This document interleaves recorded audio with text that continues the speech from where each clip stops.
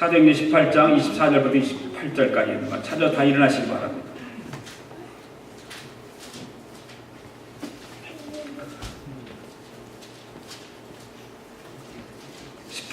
사도행전 18장 24절부터 28절까지 있는 말씀 우리 같이 합독하시겠습니다. 시작. 알렉산드리아에서 난 아볼로라 하는 유대인이 에베소에 이르니 이 사람은 언변이 좋고 성경에 능통한 자라. 그가 일찍이 주의 도를 배워 열심으로 예수의 바라는 것을 자세히 말하며 가르치나 요한의 칭례만 알 따름이라. 그가 회당에서 담대히 말하기 시작하거늘 브리스길라와 아굴라가 듣고 데려다가 하나님의 도를 더 정확하게 풀어 이르더라. 아볼로가 아가야로 건너가고자 하므로 형제들이 그를 격려하며 제자들에게 편지를 써 영접하라 하였더니 그가 감에 은혜로 말미암아 믿은 자들에게 많은 유익을 주니 이는 성경으로서 예수는 그리스도라고 증언하여 공중 앞에서 힘있게 유대인의 말을 이기미르라. 아멘. 오늘 함께 은혜 받기를 원합니다. 주의 사랑으로 살아갑니다. 인사하며 다니십시오.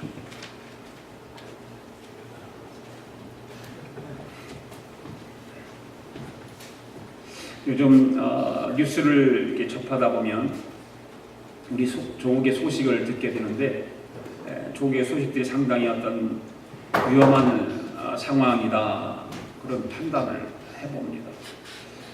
북한에서는 계속해서 장거리 미사일을 발사하고 무수단 미사일이라고 하는 것을 6번씩이나 발사하고 실패도 했지만 요즘에 또 성공했다고 막 긴장하고 있습니다. 그 잠수하면서 미사일을 발사하는 SLMB라고 하는 그거를 또 북한에서는 발사해가지고 성공했다 그래서 긴장을 하고 있습니다. 그런데다가 우리 한국에서는 어떻습니까? 사드 배치라고 하는 것 때문에 갈등이 심합니다.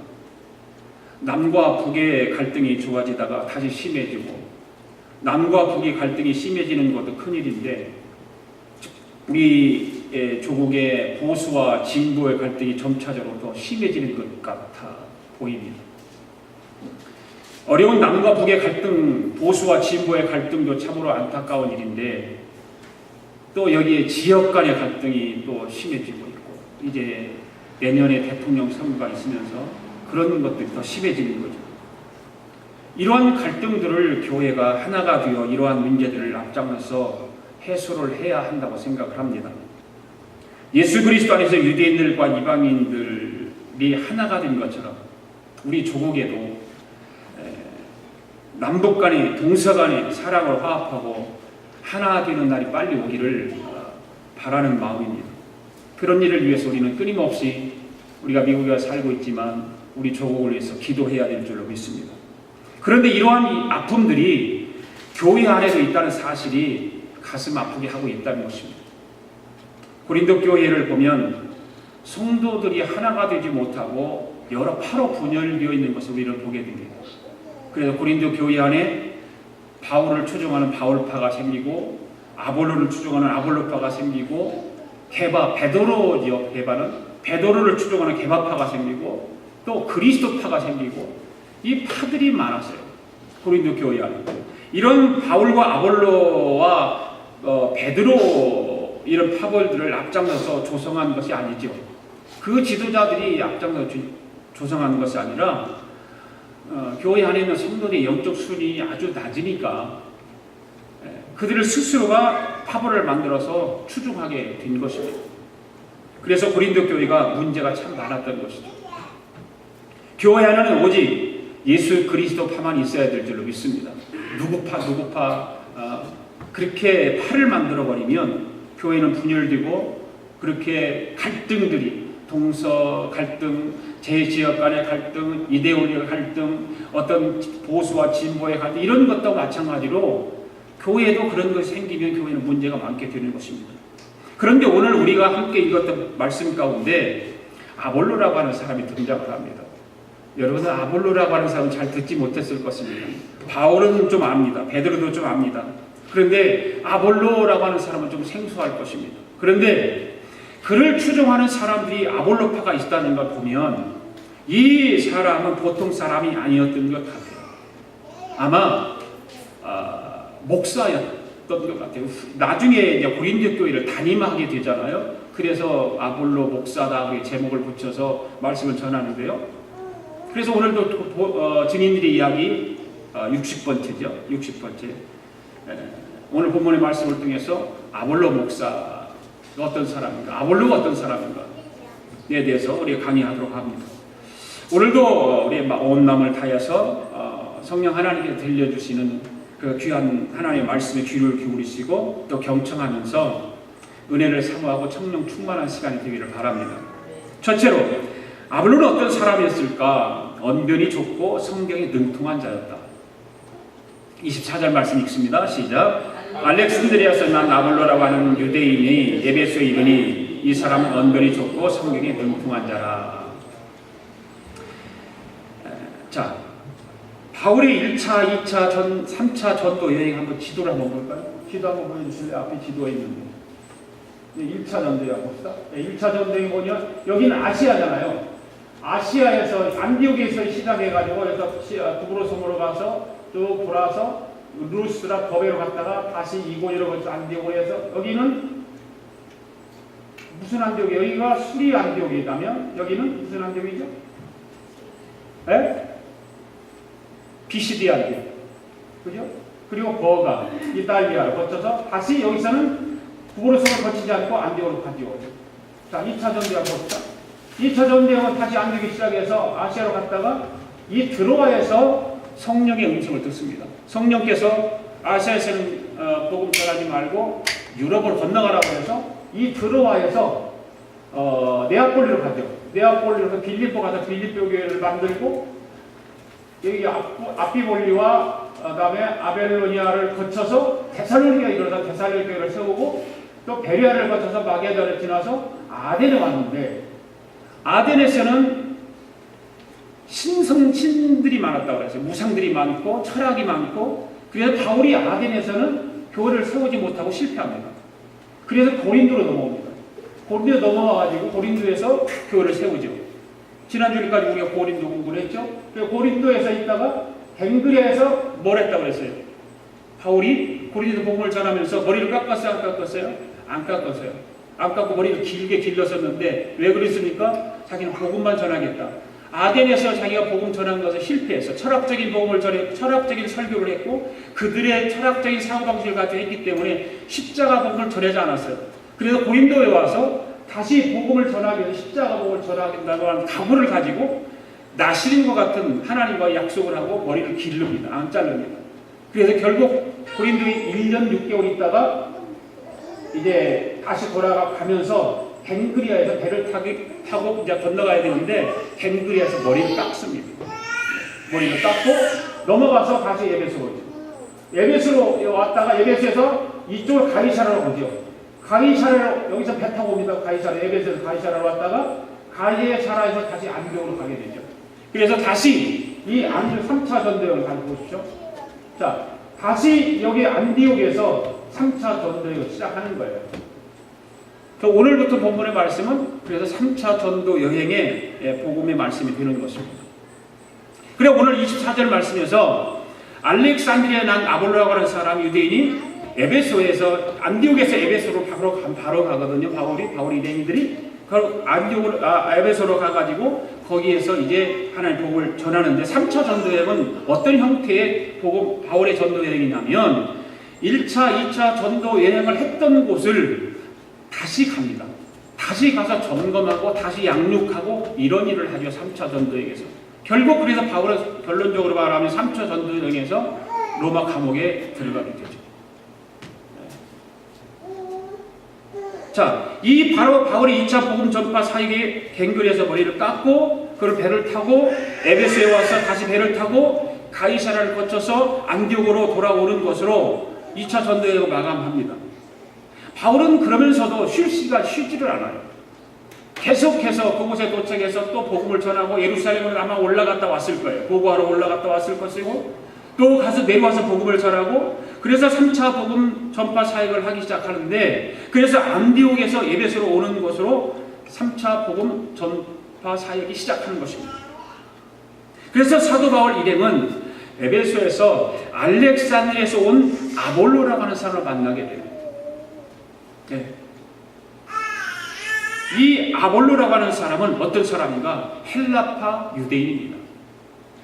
전통적인 유대인이 아닙니다. 이방인에서 난 디아스포라 유대인입니다. 진호가 한국 사람인데 어디서 태어난 한국 사람이에요? 미국에서 태어난 한국 사람이에요. 마찬가지다. 바로 아볼로라고 하는 사람들도 유대에서 태어난 것이 아니라 이스라엘에서 태어난 것이 아니라 디아스포라 이방 나라에서 태어난 그러니까 알렉산드리아에서 태어난 유대인인 것입니다. 그러니까 예루살렘이나 유대에서 태어난 사람이 아니라 이방 땅에서 태어난 사람이라는 거죠. 아볼로라고 하는 사람은 이 사람은 그래서 오늘 본문에서도 뭐가 좋다? 언변이 좋다. 그리고 학문에 능한 자다. 개역 성경에는 학문에 능한 자다 이렇게 말하요. 그래서 개역 개정판에서 번역을 하면서 언변이 좋은 사람이다 그렇게 바꿨죠. 그러니까 언변이 좋다, 학문에 능한 자다 같은 말이에요. 성경에 능통한 자였다. 그리고 성경에 능통한 자였는데 무슨 성경에 능통한 자였을까요? 구약 성경이죠. 구약 성경에 능통한 자였어요. 그 알렉산드리아는 유명한 학문의 도시입니다.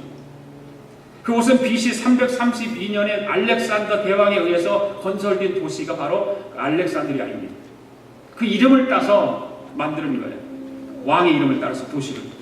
바로 지금의 이집트죠. 옛날에 구약 성경에서는 그것이 애굽입니다. 지금의 이집트 맨 북단에 있는 항구 도시입니다. 그리고 나일강에서 12마일밖에 안 돼요. 나일강은 누가 생각나요? 모세가 생각나잖아요. 모세를 나일강변에 띄웠던 이집트 왕의 바로 왕에게 발견되잖아요. 공주에게. 바로 거기 12마일밖에 떨어지지 않은 대도시입니다. 2000년 전 당시로 돌아가면 세계에서 제일 큰 도시가 어느 나라일까요? 로마입니다. 로마가 가장 컸습니다. 두 번째 큰 도시는 어느 도시인지 압니까? 오늘 부분에 나온 알렉산드리아입니다. 그리고 세 번째 도시는 어느 도시? 에베소입니다. 그 당시에 2000년 후로 돌아가면 이 로마, 알렉산드리아, 에베소 이 세 도시가 굉장한 영향력을 가지고 있었던 것입니다. 바로 헬라의 학문과 문화가 바로 이 알렉산드리아를 통해서 퍼져나갔던 거예요. 유명한 도시입니다. 특별히 유대 사람이 많고 공통어로 쓰는 언어는 헬라어다. 그러니까 이런 생각을 한번 해보면 좋겠어요. 당시에 아주 중요한 세 가지 요소가 있었는데 그것은 종교는 히브리 종교, 헬라 철학, 로마 정치 이 3세계가 딱 이게 뭉쳐지면 엄청난 힘을 가지게 되는 거예요. 그래서 알렉산드리아는 그 세 가지가 함께 공존했던 도시다. 히브리 종교가 있었고 헬라 철학이 있었고 로마 정치의 어떤 파워가 그 알렉산드리아 도시에 형성되어 있었던 것입니다. 이런 학문의 도시에서 태어나고 자란 사람이 누구다? 아볼로다. 그래서 인격적으로나 지식적으로나 당연히 좋은 영향을 받았겠죠. 아볼로가 언변이 좋았다고 합니다. 언변이 좋다라고 하는 말은 헬라어로 로기우스라고 하는 말이에요. 이 로기우스라고 하는 단어는 학문이 좋다, 그 다음에 유식하다 그런 뜻을 가지고 있습니다. 같은 말이에요. 그러니까 아볼로는 학문이 많은 사람이에요. 학위가 많았겠죠. 학문이 많다고 하는 건 학위가 많다는 얘기입니다. 그리고 유식한 사람입니다. 많이 배웠으니까 유식했겠죠. 아볼로가 유식하고 언변이 좋았지만 교만하거나 자기 자신을 다른 사람들 앞에서 자랑하지 않은 사람이 바로 아볼로라고 하는 사람입니다. 그는 배운 일반 학문이나 언변을 통해서 주의 일을 하는 데 있어서 많은 도움이 되었던 것 같아요. 왜 그러냐면 지금 에베소에서 회당에 들어가서 설교를 하는 거예요. 설교를 하는 것을 보면 그런 자기가 가지고 있던 어떤 일반 지식들이 이 설교, 회당에서 가르치고 이런 일에 많은 도움을 주고 영향을 끼쳤던 것 같아요. 물론 일반 학문이나 언변이 많고 좋아서 주의 일을 하는 것은 아니지만 그래도 할 수만 있다면, 일반 지식이 많이 있으면 주의를 하는 데 많은 도움이 되겠죠. 그렇죠? 바로 아볼로는 학문에만 뛰어난 사람뿐만 아니라 무엇에도 능통한 사람이라? 성경에도 능통한 사람이라. 성경에도.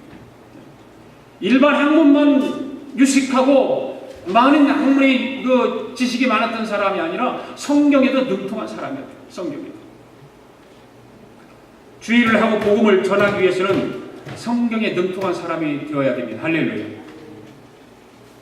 성경에 능통한 사람이 되기 위해서는 성경을 많이 읽어야 되고 성경 공부를 해야 됩니다. 열심히 해야 됩니다.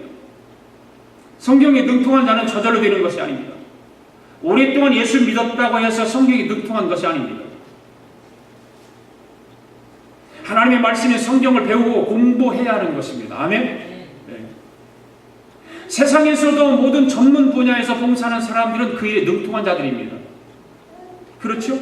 법조계에 종사하는 사람들은 법에 능통한 사람들입니다. 정치에 몸을 담고 있는 사람들은 정치에 능통한 사람입니다. 경제 분야에서 몸을 담고 있는 사람은 경제 분야에서 능통한 사람입니다. 농사일에 몸을 담고 있는 사람은 농사일에 능통한 사람이에요. 어설프게 그런 일을 배워가지고 능통하지 못하면 자기 그 분야에서 일을 감당할 수가 없습니다.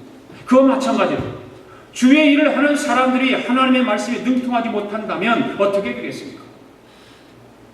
주님께서 저와 여러분에게 사명을 부여해 주셔서 일꾼으로 삼아주신 것은 하나님의 말씀에 능통해서 복음을 전파하는데 아무런 어려움이 없도록 하기 위해서입니다. 아멘? 우리는 모두가 드라이브를 합니다. 운전면허를 합니다. 그리고 운전면허증을 가지고 있습니다. 그런데 운전면허증을 가지고 있으면서도 운전이 서투르게 된다면 운전할 수 없는 것과 마찬가지입니다. 하나님의 말씀을 잘 모르고 하면서 목사가 된다고 한다면 어떻게 되겠습니까? 수많은 사람들의 영혼을 병들게 만들 거예요. 성경에 능통하지 못한다면 설교하는 것도 들어보면 알잖아요.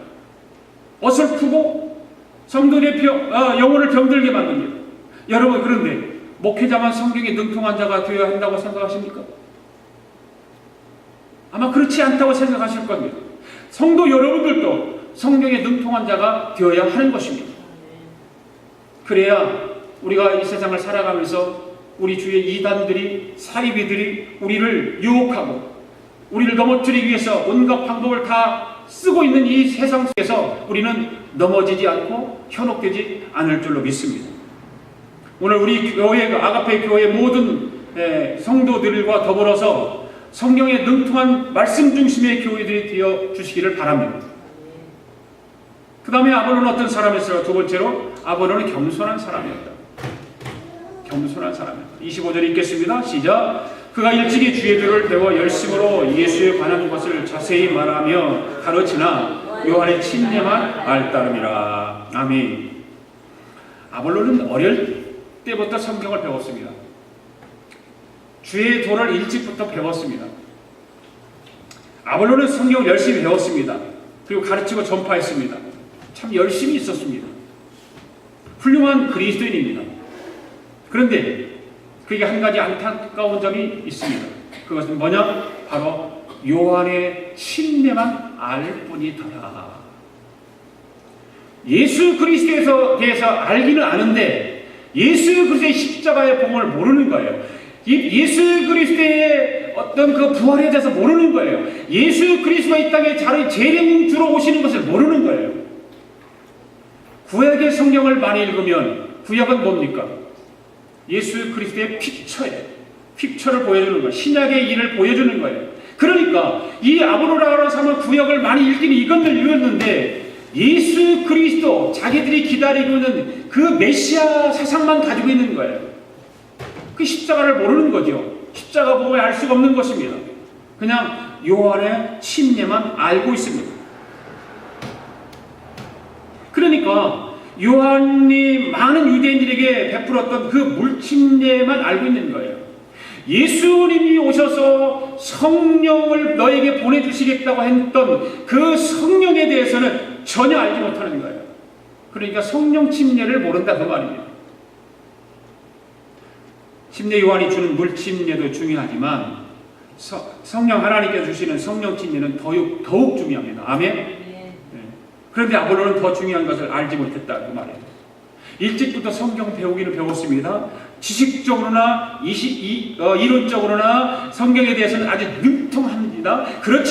그러나 아직 뜨거운 은혜의 체험을 하지 못했다는 것입니다. 성령 침례도 받지 못했다는 것입니다. 오늘 여러분이 신앙생활을 바르게 하려면 물침례만 받다 가지고는 신앙생활을 할 수 없다 그 말이에요. 예수님의 제자들도 물침례만 받았을 때는 수시로 죄를 짓고 믿음이 흔들린 적이 있어요. 그리고 하늘의 참 소망과 구원의 감격이 없었습니다. 그런데 오순절날 성령 충만함을 받고 난 후에야 오직 하나님의 영광만을 위해서 살았다는 것을 우리는 압니다.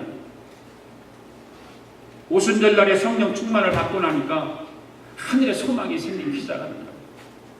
삶의 기쁨이 넘치기 시작하는 것입니다. 가슴이 뜨거워지기 시작합니다. 그러니까 두려움이 사라지기 시작합니다. 담대함으로 나가서 그래서 복음을 전파하는 것입니다. 할렐루야. 사랑하는 교회 여러분, 성령 침례를 받으시기를 바랍니다. 여러분들이 죽을 때까지 신앙생활을 할 텐데 예수 그리스도를 구주로 믿겠다고 고백하고 받는 그 물침례만 가지고는 우리는 신앙생활을 유지할 수 없습니다. 그저 왔다 갔다 신앙생활밖에 안 됩니다. 담대함도 없습니다. 복음 전할 용기도 없습니다. 반드시 우리는 성령 침례를 받으셔야 됩니다. 26절 읽겠습니다. 시작. 그가 회당에서 감대히 말하기 시작하거늘 브리스길라와 아굴라가 듣고 데려다가 하나님의 도를 정확하게 풀어 이르더라. 여러분, 지금 브리스길라와 아굴라 부부가 어디에 머물러 있을까요? 지금 고린도에서 갱근에서 머리를 깎고 거기에서 누구를 만나서 브리스길라 아굴라를 만났지 않습니까? 그에 찾아와서 만나서 다시 이제 에베소로 가기 위해서 갱그레 지방에 왔을 때에 브리스길라 아굴라가 찾아와서 우리도 같이 가겠다고 해서 따라온 거 아니에요. 지금 어디에 있어요? 그러면요? 에베소에 있어요. 아마 그때 당시 바울은 아마 갈라디아 쪽에 무슨 볼 일이 있어서 갔던 것 같아요. 갔던 그 상황 속에서 브리스길라와 아굴라가 쇠당에 들어가서 보니까 이 아볼로라고 하는 사람이 성경을 지금 설교를 하고 있는 거예요. 설교를.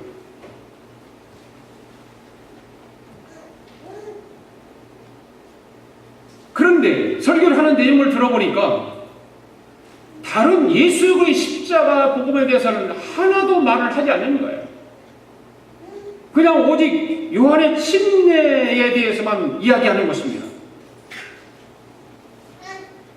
이 아볼로는 그게 이제 신앙에 어떤 문제가 있었던 거죠. 침례만 알고 있었습니다. 성령 침례에 대해서는 몰랐습니다. 여러분, 신앙생활 하는 사람들 중에 요한의 침례인 그런 것을 잘 알기는 아는데 성령 침례에 대해서는 잘 알지 못하는 사람이 너무 많아요. 성령 침례를 경험해보지 못하고 신앙생활하는 사람이 너무 많아요. 많은 교회 중직들이 있습니다. 교회에 잘 다닙니다. 성경도 잘 압니다. 성경도 가르칩니다. 그런데 한 가지 빠져 있어요. 성령의 깊은 진리에 대해서는 무지하다는 거예요.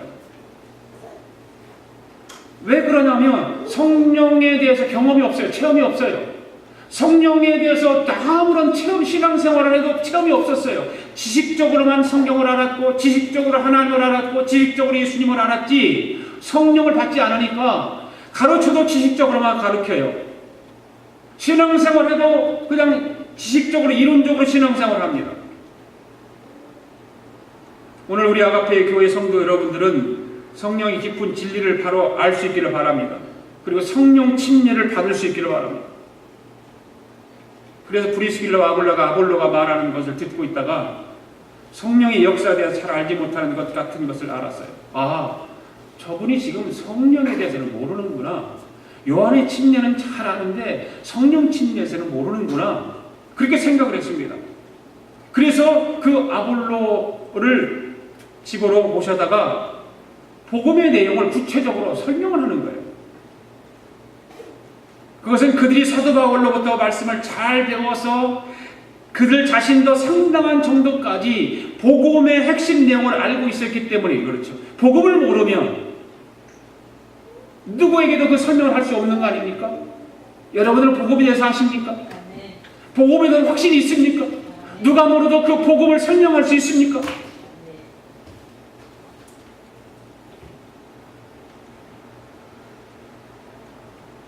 이 브리스길라와 아굴라는 열심도 있었지만 말씀 지식에도 정통적인 체험을 한 사람이에요.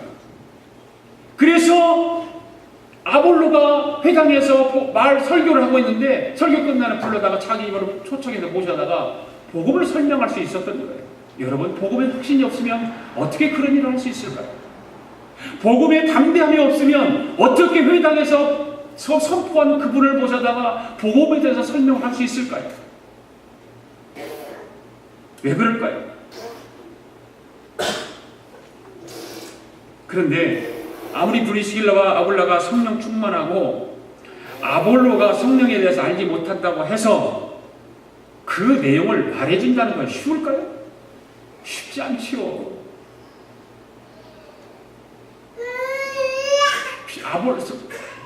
브리스길라와 아굴라는 지금 신분으로 따지면 뭡니까?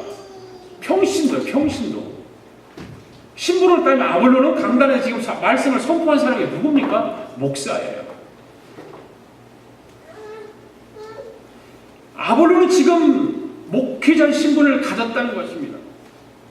여러분 한번 생각해 보십시오. 목회자가 평신도를 향해서 말씀을 전하고 성경 공부를 하는 것은 자연스러운 일이잖아요. 그런데 평신도가 목회자를 상대로 말씀을 전하고 공부를 가르친다는 것은 참으로 어려운 것 아닙니까? 그게 있을 수 없는 거죠. 평신도가 목사를 앉혀놓고 성경을 가르친다? 왜 없어요? 그럴 수가 없는 거예요. 그런데 평신도인 브리스길라와 아굴라는 목회자인 아볼로 목사님을 자기 집으로 초청해서 성령에 대해서 자세하게 알려주기 시작하는 거예요. 그렇다고 브리스길라와 아굴라가 목회자인 아볼로 목사님을 무시하거나 깔봤을까요? 절대 그렇지 않았어요. 최선을 다해서 애우를 갖췄을 것이고 존경을 표했을 것이고 자기의 어떤 그 신분이 평신도로서의 그런 것을 잘 갖추어서 아볼로 목사님을 모셔다가 설명했을 거예요. 그리고 아볼로 목사님을 지금 회당에서 말씀을 전하는데 그 말씀만 가지고는 회당 사람들이 예수 그리스도의 십자가에 대해서는 알지 못하는 것을 너무 안타까운 마음을 가졌기 때문에 아볼로 목사님이 이제는 그 회당에서 말씀을 전할 때에 그들이 십자가에 대한 복음을 듣고 예수 그리스도를 믿게 하기 위해서 그 일을 하는 거예요. 여러분, 이 자리에 서 있는 저 홍웅산 목사가 아무리 목회자라고 해서 여러분들이 모르는 것이 있을 수 있단 말이에요. 다 목회자라고 다 아는 것 아니라는 말이에요. 사람들은 그래요. 목회자가 되면 다 알 수 있다고 생각하는데 모를 수 있어요. 그럴 때 목사가 이런 것도 모른다고 비판하지 말고 브리스길라와 아굴라처럼 주의 종의 부족한 점과 모르는 점을 돕는다는 마음으로 일러주세요. 얼마나 좋겠어요. 그러한 차원에서 브리스길라와 아굴라는 참으로 훌륭한 신자다. 훌륭한 성도의 표상이다. 그런데 그보다 더 훌륭한 사람은 누굴까요? 그보다 더 훌륭한 사람은 아볼로 목사님이죠.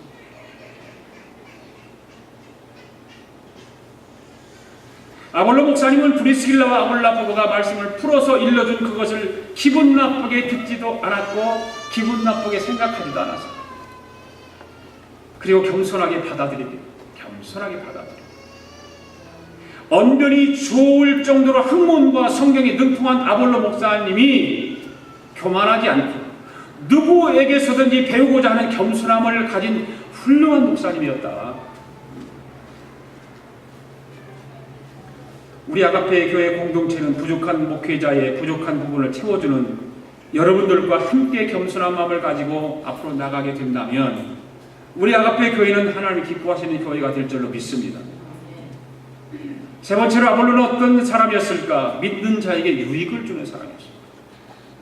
27절, 28절 있습니다. 시작. 아볼로가 아가야로 건너가고자 하므로 형제들이 그를 격려하며 제자들에게 편지를 써 영접하라 했더니 그가 감에 은혜로 말미암아 믿은 사자들에게 많은 유익을 주니 이는 성경으로서 예수는 그리스도라고 증언하여 공중 앞에서 힘있게 유대인의 말을 이기리라. 아멘. 브리스길라와 아굴라가 바울로부터 배운 하나님의 도를 겸손하게 풀어서 아볼로 목사님에게 설명해 주었습니다. 그때 아볼로 목사님이 그 말씀을 기쁘게 받아들입니다. 거부하지 않습니다. 인상도 찌푸리거나 기분 나쁘게 듣지 않습니다. 그리고 아볼로 목사님이 고린도가 속한 아카야 지방으로 가려고 할 때에 고린도 교회를 그냥 두고 떠나와서 아쉬움을 가지고 있었던 이 브리스길라와 아굴라 부부가 고린도 교회 담임 목사로 아볼로를 추천하는 거예요. 그리고 나서 그래서 아볼로가 고린도 교회 초대 목사님이 됩니다. 특히 해박한 성경 지식과 언변으로 예수는 그리스도라고 증거하면서 공중 앞에서 유력하게 유대인들의 말을 이겼다. 그래서 사도 바울이 떠난 후에 고린도 교회에 성장이 큰 역할을 했던 사람이 바로 아볼로 목사님이었습니다. 결국 아볼로 목사님은 고린도 교회 초대 감독이죠. 사랑하는 교회 여러분, 브리스길라와 아굴라가 아볼로 목사님에게 성령 침례에 대해서 알려주게 된 동기는 무엇일까요? 바로 사도 바울로부터 배운 해박한 말씀 지식이 있었기 때문입니다. 할렐루야.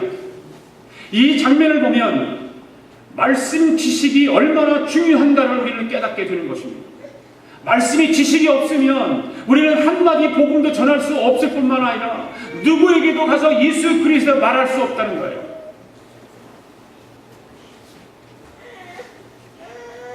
오늘 저와 여러분들도 말씀의 중요성을 다시 한번 깨닫게 되기를 바랍니다. 말씀을 더욱더 가까이 하고 말씀으로 영적인 승부를 한번 걸어보시기 바랍니다. 말씀의 승부를 걸고 바로 거기에 리더십이 나올 수 있는 거고 거기에 바로 문제를 극복하는 능력도 그 말씀 속에서 나타나는 거예요. 여러분의 삶 속에 여러 가지 혼란스럽고 어려운 일들이 다 누구든지 있게 되죠. 그럴 때 하나님 말씀 붙들고 하나님 말씀을 읽으면 그 하나님 말씀 붙들고 몸부림을 치면 문제가 해결된다니까. 왜 그럴까요? 바로 하나님의 말씀은 살아있기 때문에 그러는 것입니다. 바로 하나님의 말씀은 천지 만물을 창조한 위대한 능력이 있기 때문에 그러는 것입니다. 그렇기 때문에 하나님 말씀만큼 위대한 능력과 축복은 없는 거예요. 결국 인생의 진짜 승부처, 여러분의 영적인 신앙의 승부처는 하나님의 말씀을 가까이 하는 삶입니다. 성경 말씀은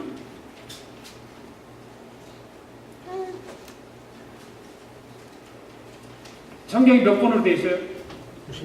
66권으로 되어 있어요. 이것을 좀 현대말로 하면 하나님의 연애 편지와 같다. 이 66권, 이 66통의 편지를 배달을 하는데 몇 년이 걸린 줄 아세요? 1600년이 걸렸어요. 몇 명이 이 편지 배달부가 몇 명이 동원됐어요? 40명이 동원됐어요. 하나님의 그 연애 편지를 1600년에 걸쳐서 40명의 배달부가 전달한 거예요. 그 사랑의 편지를 보내면서 하나님은 사람들의 영혼을 만나기를 원했던 거예요. 하나님과 영혼의 터치를 하기를 원했던 거예요. 그래서 만나게 된 장소가 어디냐? 교회라는 것입니다. 할렐루야. 그리고 거듭난 성도가 교회에서 말씀을 통해서 하나님의 사랑의 음성을 듣고 들으면 들을수록 더욱더 말씀을 가까이 하게 되고, 그래서 혼자서 매일 일정 시간 시간을 정해놓고 말씀 읽는 그 시간을 만들어가고, 오늘 저와 여러분들은 신앙생활하면서 그러한 시간들을 만들고 그러한 신앙의 경험이 있느냐고 말이에요.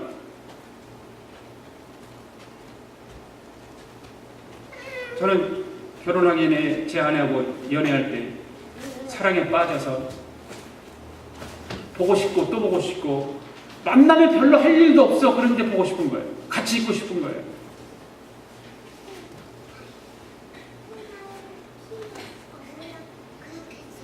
사랑하면 바로 그런 거죠.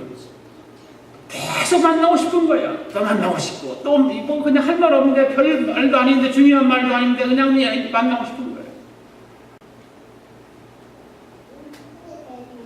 그처럼 하나님을 사랑하면 하나님 말씀을 가까이 하게 되고, 더 나아가서 하나님 말씀대로 살려고 하는 것입니다. 아멘.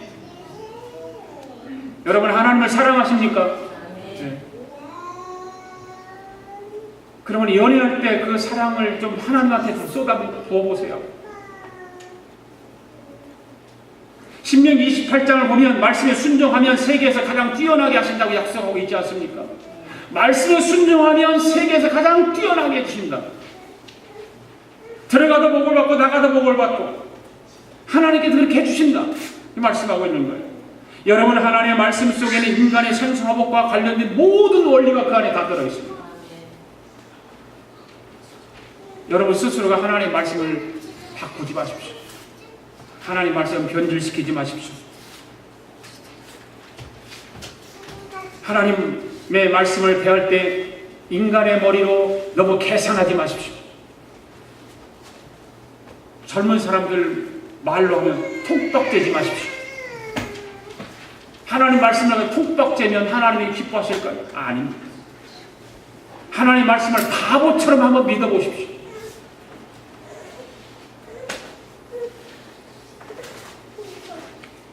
(28절) 말씀 다시 보십시오.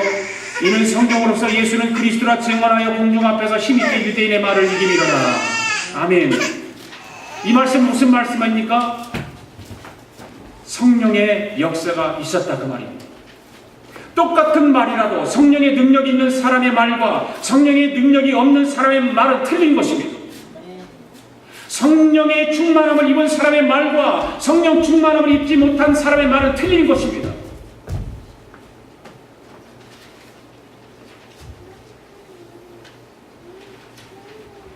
설득을 시킬 수 있지만 변화는 없는 것입니다. 고린도전서 3장 4절 9에서 9절까지 보면 바울과 아볼로에 대한 말이 나옵니다. 바울은 심었고 아볼로는 거두었다. 바울은 씨를 뿌리고 다녔고 아볼로는 열매를 맺고 다녔다는 것을 보면 아볼로 목사님이 고린도에서 가서 열매를 많이 맺었던 것을 우리는 알 수 있어요. 처음에 고생 많이 했죠. 아볼로 목사님이 고린도에 가서, 여러분들 아볼로 목사님에 대해서 이렇게 좀 공부를 해보면 아볼로 목사님이 고린도에 가서 여전히 브리스길라와 아굴라를 통해서 예수의 그리스도의 십자가의 복음을 잘 듣고 배워서 간틈에도 불구하고 가서 여전히 요한의 침례만 전하는, 나중에 가서 복음을 증거하면서 크게 성장하는 그런 과정들을 보게 되죠. 오늘 이 자리에서 함께한 예배하는 성도 여러분, 여러분이 예수님을 모른다고는 생각하지 않아요. 여러분들이 요한의 회개의 침례를 모른다고도 말하지 않아요. 그러나 성령 침례를 안 받으신 분들은 사모하세요. 성령 침례를 한 번도 경험하지 못했다면 그 성령 침례 받기 위해서 기도하세요. 성령 침례를 받지 못하면 여러분들 평생 미지근한 신앙생활을 할 수밖에 없어요. 평생 여러분의 지식과 상식과 이론으로밖에 할 수 없어요. 다른 사람이 설명을 할 수 있어요. 말할 수 있어요. 그러니까 변화는 없어요. 성령의 능력이 한번 붙잡힌 바 되지 않은 사람은 그 능력에 붙잡힌 바 되기를 사모할 수 있기를 바랍니다. 내가 기왕 예수 믿는데 한번 성령의 능력에 한번 붙잡혀야 되지. 내가 붙잡히기를 원합니다. 하나님 나를 도와주세요. 그때 저와 여러분은 더 능력 있는 그리스도인들의 증인이 될 줄로 믿습니다. 이 한 주간도 그 성령의 능력에 붙잡혀서 예수 그리스도의 증인의 삶을 사는 저와 여러분 될 수 있기를 바랍니다. 기도하겠습니다. 하나님 아버지, 오늘도 은혜의 말씀을 듣게 하심을 감사드립니다. 브리스길라와 아굴라와 같이 복음을 완전하게 체험하는 신앙으로 성장하게 하시고 인간의 이성으로 예수를 믿지 않게 하시고 성령의 능력을 힘입어 살게 하여 주시옵소서. 성령의 불을 받게 하여 주시옵소서. 예수님의 이름으로 기도드립니다. 아멘. 우리 다 일어나서 함께 찬양 부릅니다. 살아계신 하나님.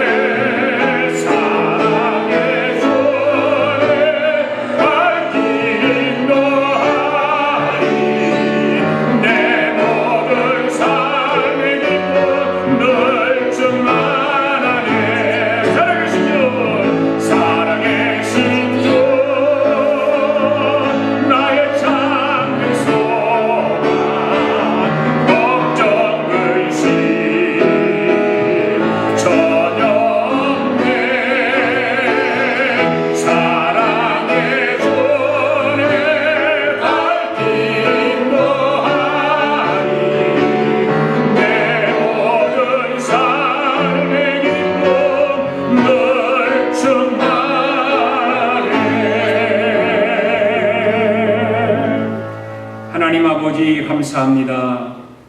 오늘도 하나님께서 저희들을 사랑하여 주셔서 하나님 앞에 귀한 예물을 올릴 수 있도록 은혜 베풀어 주시고 축복해 주심을 감사합니다.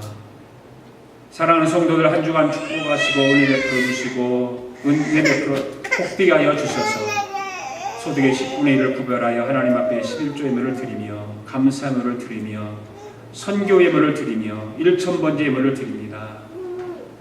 성도들이 아버지 앞에 간절히 기도하는 마음으로 하나님 앞에 예물을 올려드렸사오니 주님 이 예물을 기뻐 받으시고 하늘의 신령한 복과 이 땅의 기름진 복으로 채워 주시옵소서.